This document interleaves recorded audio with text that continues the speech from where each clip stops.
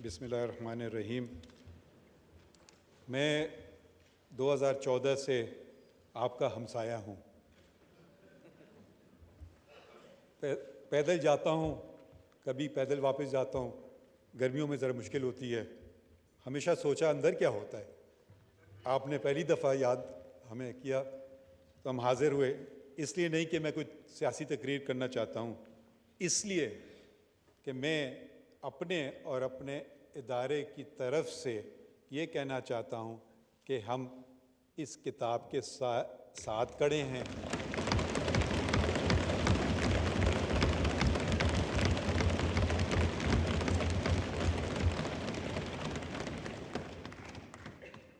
अल्लाह के साए के बाद इस किताब का साया हमारे सर पे है।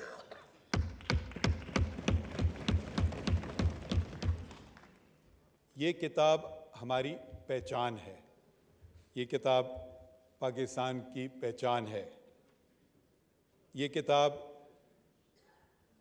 पाकिस्तान के जो उस वक्त के डायरेक्टली इलेक्टेड रिप्रेजेंटेटिव्स थे, उन्होंने यूनानिमसली इसको पे वोट किया।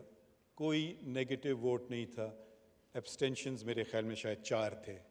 तो इसकी जो अहमियत है उसको हमें पहचानना चाहिए और उस पर हमें अमल करना चाहिए। पाकिस्तान की, अगर आप लोग सब सियासी तालिब इल्म हैं, मैं कानून का कीड़ा आप समझ लें, मैं हूँ। मैं कानून के तरीके से देखता हूँ चीज़ें, आप सियासत के तरीके से। सियासत आपका मैदान है, मेरा नहीं। कानून मेरा मैदान है। आप तबसरे कर सकते हैं, तनकीद भी हम पे कर सकते हैं, और तनकीद हमने सुनी भी।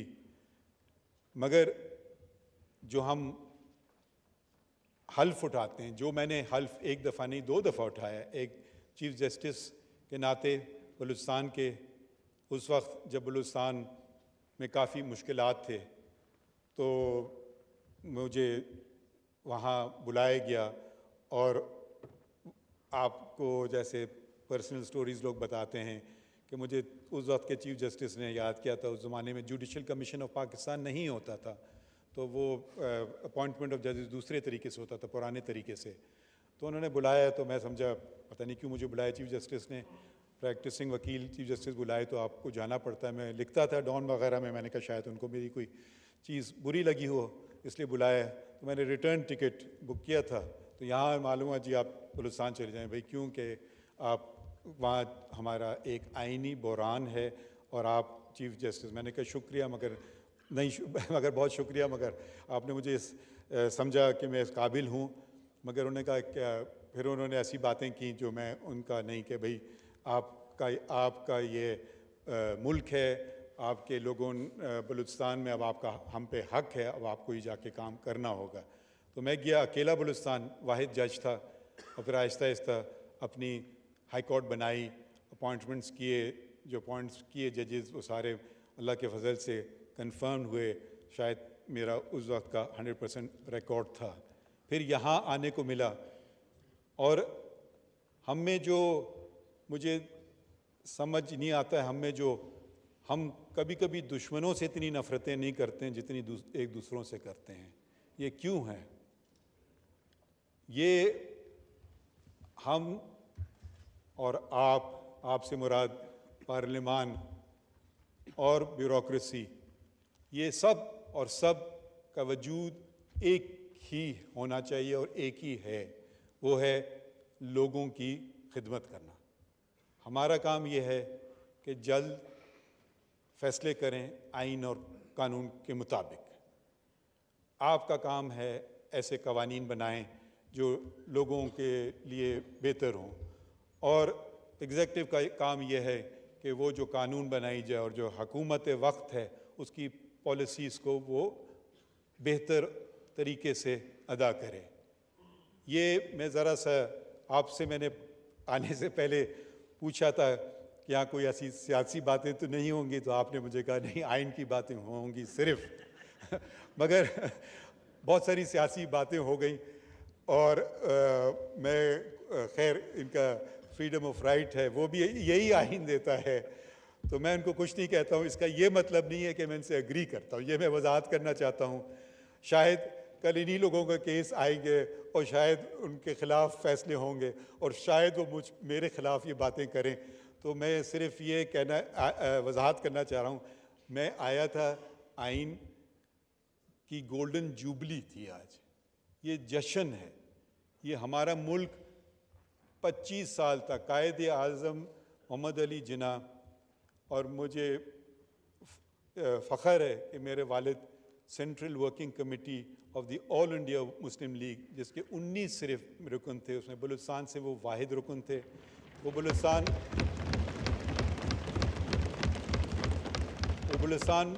में मुस्लिम लीग कायम की।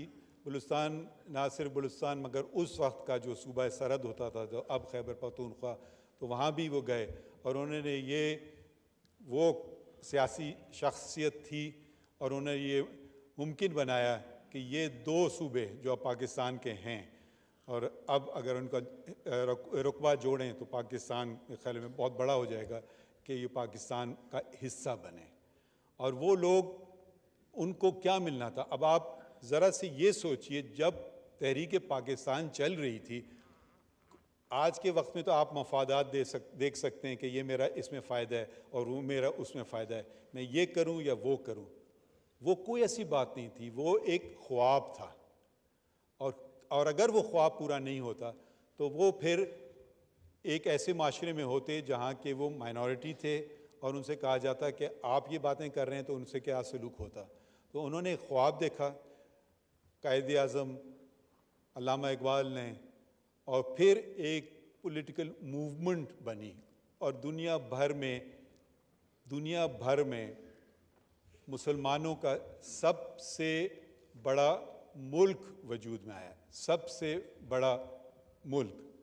अब मुझे शर्म से कहना पड़ता है, ये शर्फ पाकिस्तान के पास नहीं रहा, अब ये शर्फ इंडोनेशिया के पास है। उस वक्त ये हमारा दुनिया में सबसे बड़ा मुल्क था।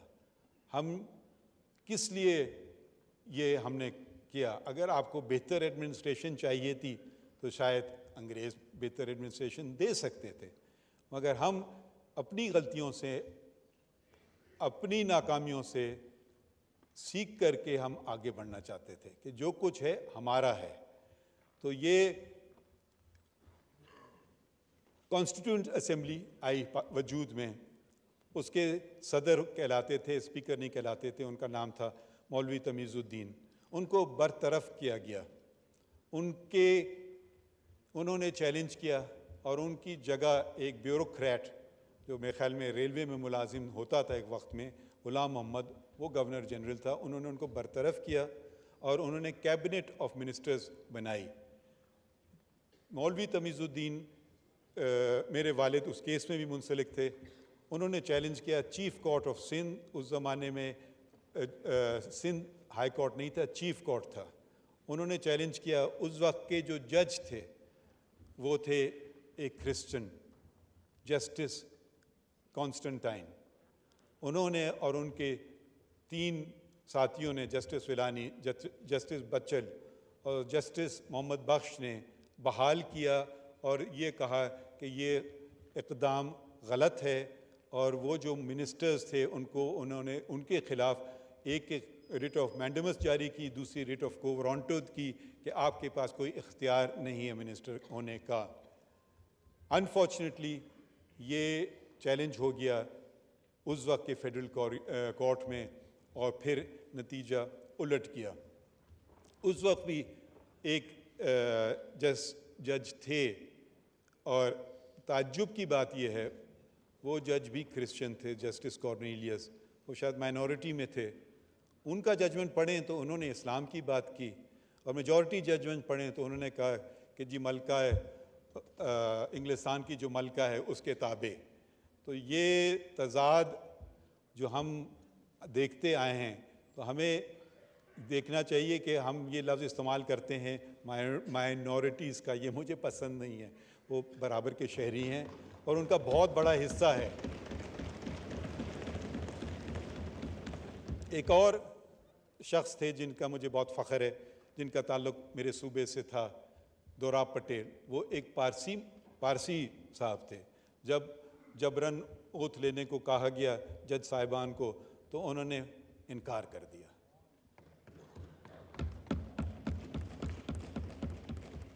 तो सिर्फ मैं ये आपको कहना चाहता था, मैं फैसलों में हम लोग लिखते हैं, तकरीरें नहीं करते हैं, मगर क्योंकि आज का दिन ऐसा है कि अगर आप सोचें, अपने आप को वापस ले जाएं वक्त में, कि भाई हम तस्वीरें देखते हैं कि जी टाइम में आप पीछे जा रहे हैं, और अगर आप उस वक्त खड़े हो जाएं कि जो मौलवी तमीज़ुद्दीन के साथ अगर आप खड़े हो जाएं, और उस वक्त के जजेस ने जो बहाल किए उस कॉन्स्टिट्यूंट असेंबली को, तो क्या पाकिस्तान दो टुकड़ों में होता?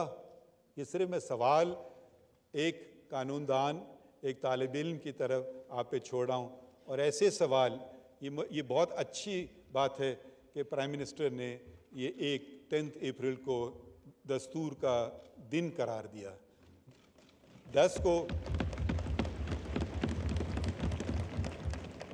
और थोड़ा सा ताल्लुक़ मेरा इस ऐवान से ये भी बनता है कि मेरी चची उसकी मेंबर थी, शायद वो अपोजिशन में थी, तो और जब ये आइन पेश किया जा रहा है, इसको 50 साल हो गए हैं, और इसको हमें अपने दिल से लगाना चाहिए।